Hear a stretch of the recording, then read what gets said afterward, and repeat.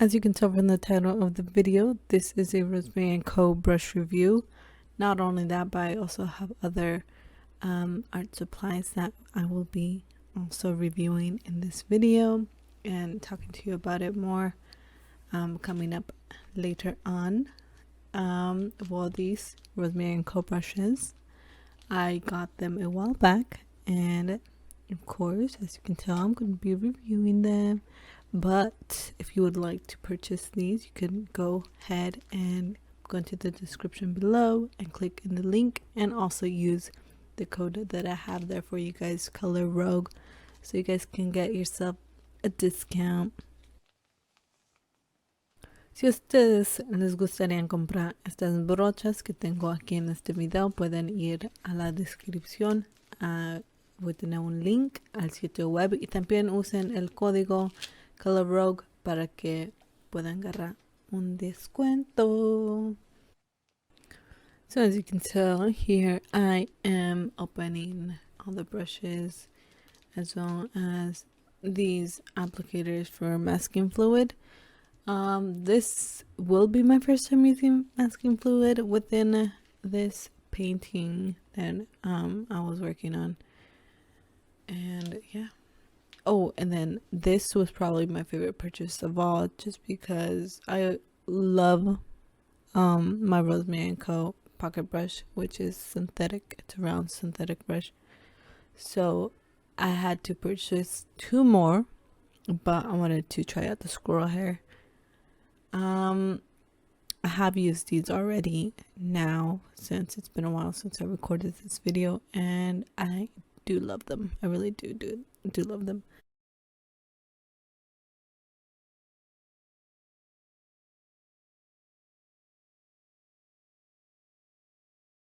Acabé de remojar las brochas y ahora ya están blanditos, so se pueden mover.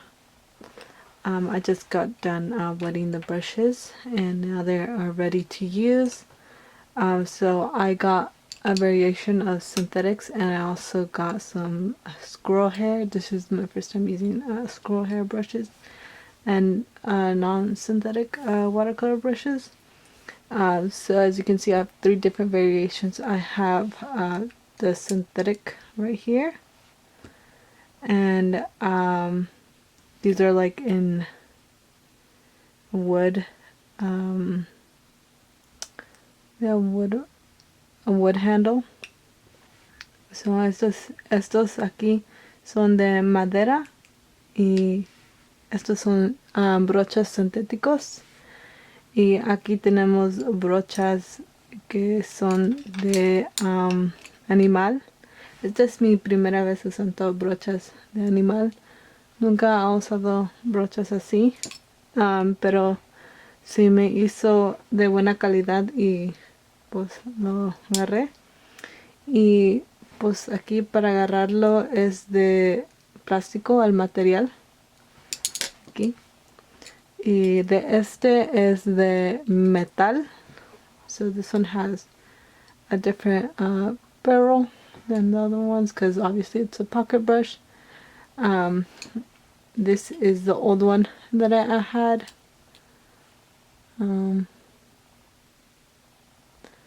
So the old one versus the new one. So you can really see how much wear I got into this my pocket brush, this one right here, and versus the new one. And also, I'm not sure if this was the color before, if it's just some yellowing because of how much I've had it for. But yeah, they're basically the same.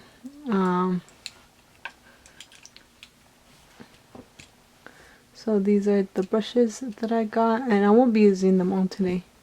I'll be using a variation of synthetic and squirrel hair, because I really want to try them out.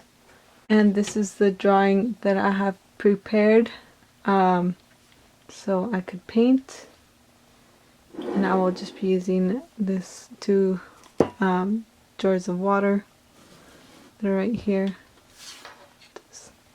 Move these out of the way. And then here I have some masking fluid tools. I also never used masking fluid, so this will be the first time, and I'll be using it around like the flowers and stuff. So that's what I'm gonna do. But let's get started. Y la chica que miras ahí en la pantalla es de mi mejor amiga. La usé como una referencia para mi dibujo. So the picture that you see right there on the screen on my phone, that is a picture of my friend. I usually use her as a model for any figure drawings or portrait drawings that I'm doing.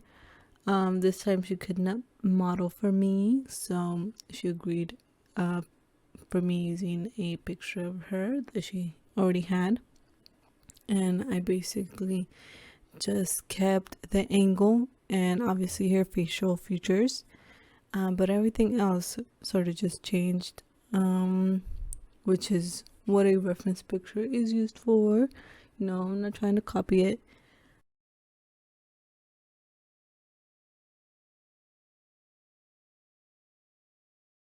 So, como se está mirando un poco anaranjado, le voy a poner este cafecito aquí.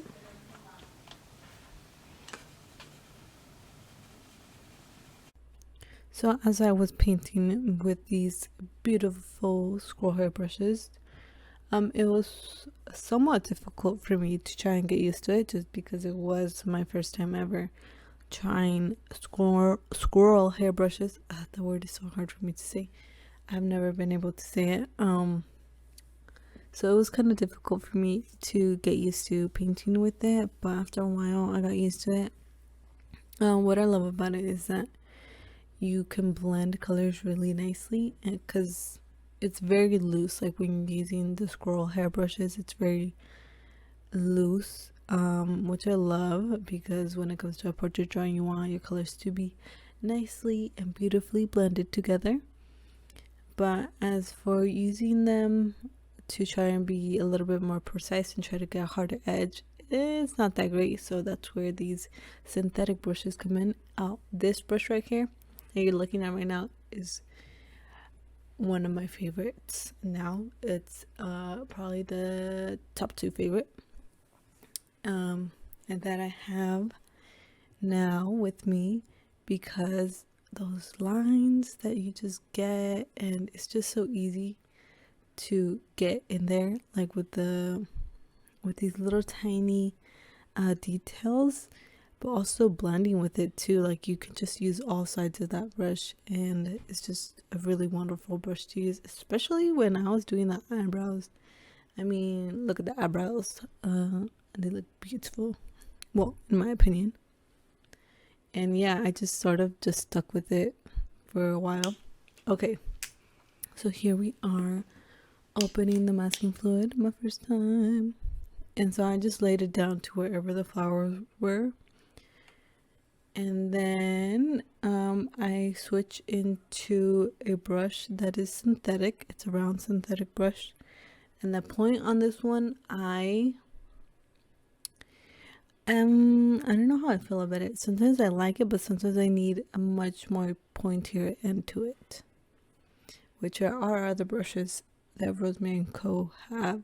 They have other round brushes that have more of a point to it, but this one doesn't have that point that I was really looking for. But besides that, it's still a great brush to use. This painting is a really small. It's a 7x10, so you know, I stuck with brushes that were like from an 8 all the way down to the tiniest detailed brush that I had for, I think, the eyelashes, which I'm not sure what size that was, but it was a rigger brush, I think, that I used.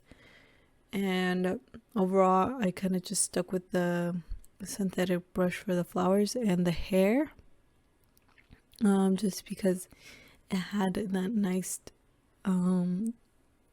sort of like that nice point, because what happens with scroll hairbrushes, which before purchasing any scroll hairbrush I did a lot of research on them, is that they're used more for being loose, so floral things, for portraits and things like that, just things that you want to be more loose with.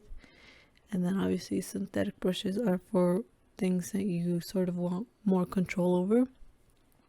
So for more detailed parts or parts that I wanted to have control over, I used the synthetic brush. And well, I guess let me just give you my opinion now. The brushes were amazing. I liked every single brush that I had purchased. Yes, I have used all of them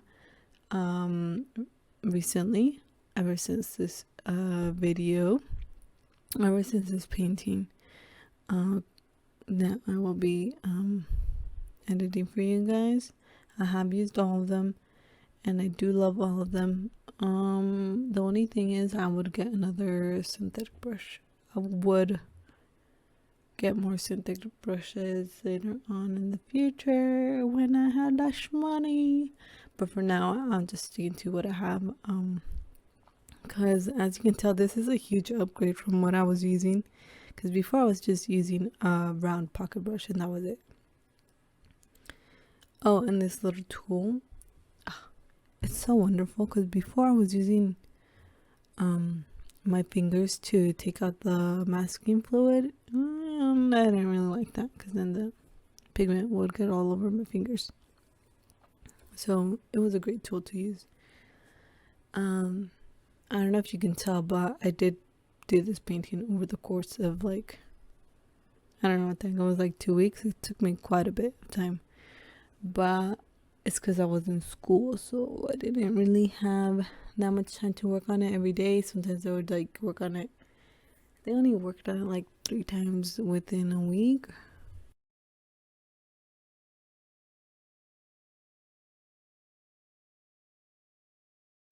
So these are metallic pencils that I purchased not too long ago, but I felt like this painting was missing something, so I'm deciding to put some metallic on there.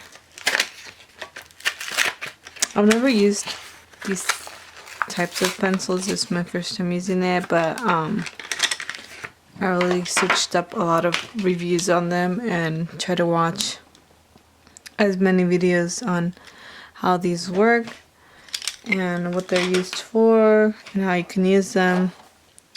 And so far people have really enjoyed using them. I haven't seen too many artists use them or like post any reviews on them, so it was really hard to try and decide whether to get them or not, but eventually I decided to get them. Since I already have metallic watercolors, but sometimes I need like more like a harder edge, and watercolor brushes just don't do that,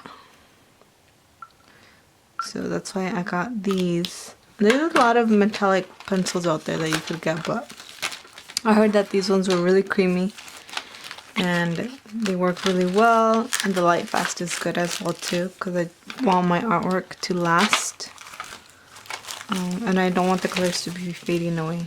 So this is the set that I got. So these are the pastel ones, the pastel metallics, and then these ones are just like basic colors.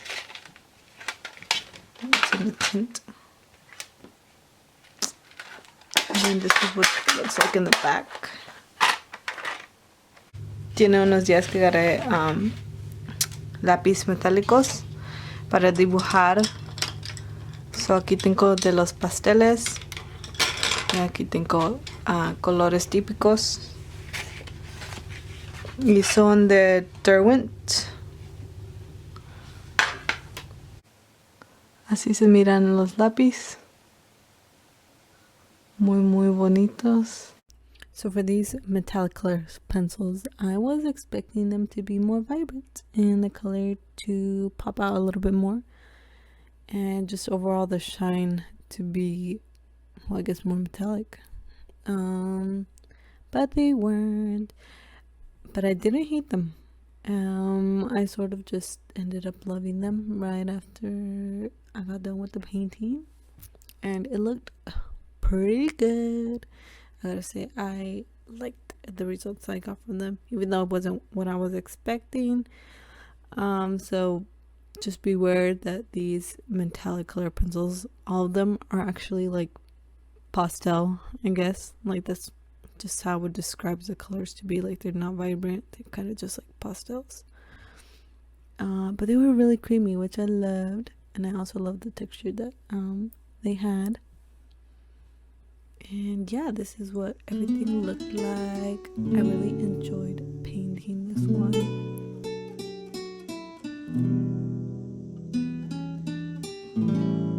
Son como las 2 de la mañana y no sé qué hacer. Recuerdo el sabor que dejaban